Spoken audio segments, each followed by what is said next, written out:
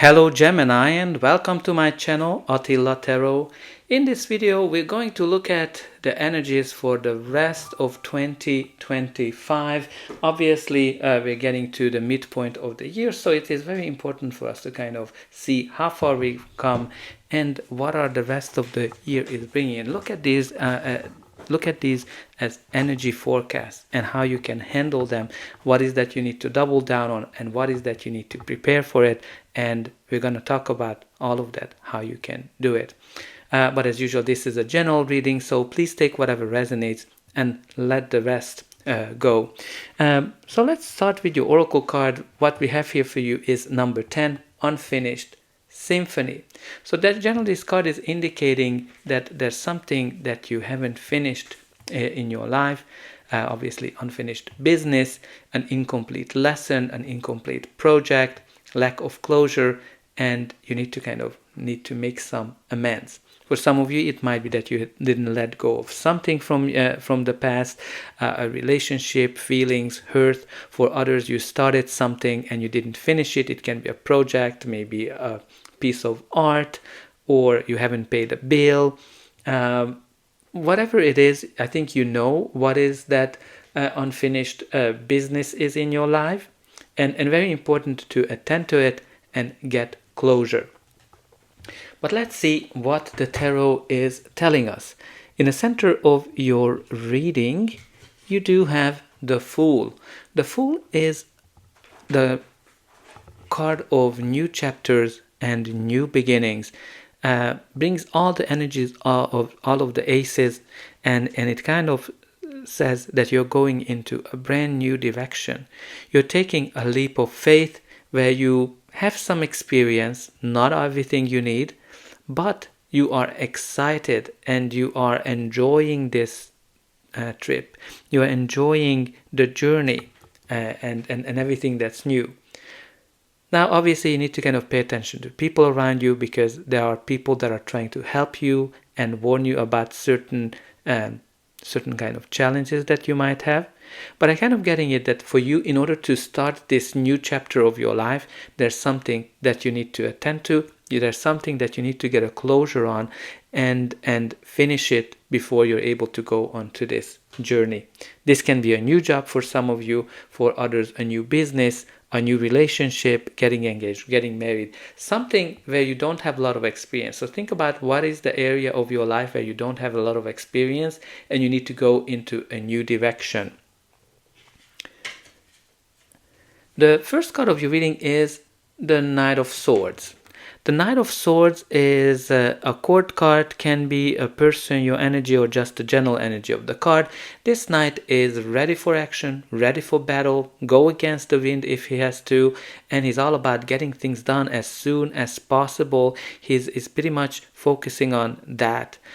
One of his challenges that he's not good at planning, so some of you need to kind of look at how much you plan, how much you are doing things, because maybe that's one of the reasons why you're not able to finish certain things in your life, because you're not planning ahead and you're just focusing on getting things done, and then you kind of end up being stuck. But this can be something speeding up in your life as well. It's a very fast-moving energy, swift messages, communication might be coming in, or a big change as well. Some of you might be getting some like a news, a job opportunity, a big change that you've been wanting. It can be also connected to like somebody stepping into your life, like and somebody who sweeps you off of your feet. But again, very fast moving energy, very impulsive as well. So some of you need to kind of think about, like, how impulsive you are.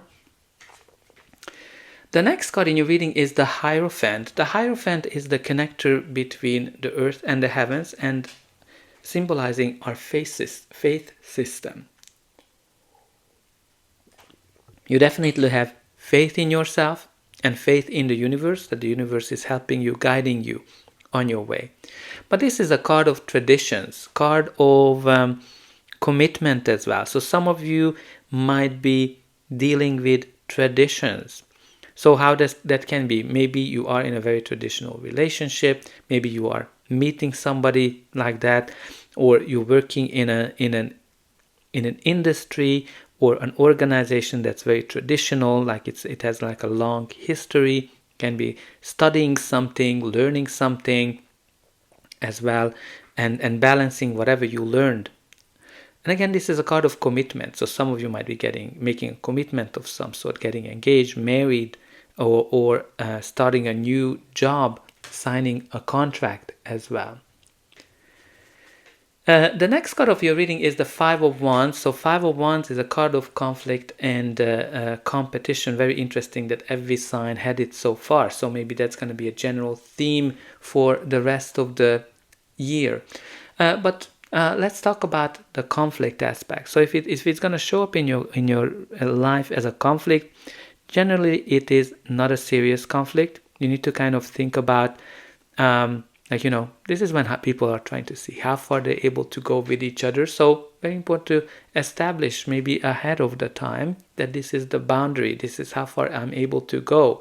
Or if it is coming into your life as a conflict where people are coming from different upbringing, different backgrounds, very important for you to kind of understand that. But also competition. So obviously there might be competition here if you're trying to get a new job, a new business, or even maybe some of you need to kind of compete for a person. But again, try to focus on whatever your strengths are, whatever you're bringing in. And again, try to think about what is that you need to get a closure on as well. Especially that your next card in your reading is the Four of Pentacles. So Four of Pentacles is trying to hold on to something that we worked and fought very hard for. Now obviously this is a card of stability as well. So it might be that this is just showing up as financial stability. But what's really important to focus on, that there's a fear that comes with the Four of Pentacles, because he's trying to hold on to those pentacles because he's afraid of losing them, because he worked very hard for it. So what this card is inviting you to think about? What is that you are trying to hold on to? What is that you are not letting go? Is it a job title? Is it money? Is it a relationship? Is it a hurt? What is that you need to get a closure on? Obviously, it can be connected to jealousy, control, and all of those things. Because, something that you're afraid of losing and you're like, oh my God, I'm trying to hold on to this. So what is that? And if you know that, you need to think about it, that if you keep being afraid of losing something, you're going to attract that loss. So very important for you to let go of that. Let go of that fear. Think about that fear and face it and work on it, because that's one of the best ways you can handle that Four of Pentacles energy. So try to think about it now and work on it. The next card of your reading is the Strength card, which shows that you are brave. You are very courageous. You're able to handle everything that comes your way. You're really strong, and you have a lot of self-confidence. Your self-confidence is going to be very important this period of your life, whether you want to achieve a job, whether you want to get a new opportunity, whether you want to have that date with that person that you're fighting for. Your self-confidence is going to be key, and you also need to be patient and also tame that inner voice that you are not able to get whatever you want, and get that closure as well on what you need to. So let's see what's going to be the final outcome of this reading. But before that, please don't forget to like, share, and subscribe. That's an indication that the reading helped you. And you can also help me to grow this channel to make sure that the message gets out to those who need it the most. For you, it is only costing a push of a button. So I hope that you already pushed those like and subscribe buttons. And don't forget about the comment section. Let me know how this reading is resonating with you. Where are you watching from? And always put in some positive affirmations, because if you write it down, the stronger it is. So, for example, here you can put in the following: I'm able to get closure on many aspects of my life. I let go all of the fears and anxieties. You can put in that I'm able to handle everything that comes my way. But let's see the next card in your reading. You have here the Page of Swords. So Page of Swords as a court card can be a younger person or a child. Pages generally bring messages as well. So very important that, maybe there's some delays in terms of messages that might come into your life. So you don't need to kind of be worried or trying to control it. Because once you get the message, it's actually a positive news. But also this card is always inviting you to be more curious, vigilant, and alert as well. And learn things. Like, he is all about learning. He has very good brain. But also, this curiosity is always a double-edged sword when this card comes up, because this can come from other people. It can become in shape and form of a gossip, spying, kind of like lurking around as well. So whatever it is, it may be some gossip that will kind of gets you into this protective mode and controlling situation. Or maybe that's the one that you need to finish. But you also have here the Queen of Cups, which is another court card. So again, can be your energy that of another person's or just the general energy of the card. So this queen is the Queen of Hearts. She's full of love, giving, empathy, paying attention to her own feelings, other people's feelings, and helping others. So very important for you to be empathetic this period of time. Again, it can be a leadership opportunity, a maternal figure as well. But this card is telling you to pay attention to your feelings and emotions and also be very empathetic. And you also have the Two of Swords, which is kind of continues that message that you need to listen to your heart, listen to your instinct, because deep down you know the answer. Because this is a card of indecision.